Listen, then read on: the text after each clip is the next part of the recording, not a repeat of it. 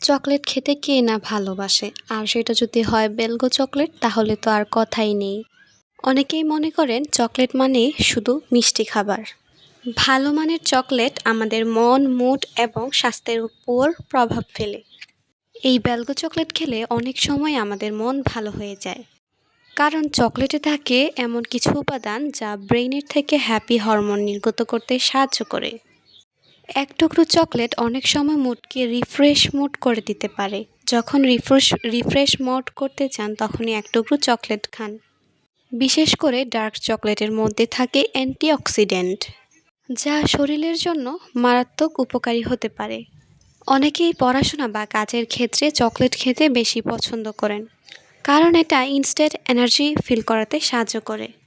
তবে একটা কথা মনে রাখতে হবে, অতিরিক্ত কোনো কিছুই ভালো নয়। তবে হ্যাঁ, অনেকে হয়তো জানেন না যে চকলেট খেলে আমাদের ব্রেইন ডোপামিন হরমোনটা নিঃসরণ করে। বিশ্বে চকলেট এতটাই জনপ্রিয় যে প্রতি বছর কোটি কোটি মানুষ চকলেটের কনজিউম করে থাকে। আর চকলেট হচ্ছে গিফট হিসেবে দেওয়ার মতো সবচেয়ে পপুলার আইটেম, বিশেষ করে কিটক্যাট, বেলগো।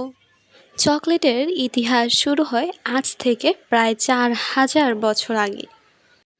প্রায় 15 খ্রিস্টাব্দে আসে হচ্ছে মায়া সিভিলাইজেশন। মায়ারা চকলেটকে খুব স্পেশাল মনে করত। বেলগো চকলেট মূলত আবিষ্কৃত হয় এই মায়ারা বা প্রাচীন সভ্যতাগুলো থেকে। বেলগো চকলেট খেতেও যেমন টেস্টি, এর গুণাগুণেও ভরপুর। বেলগো চকলেটে মূলত দুইটি লেয়ার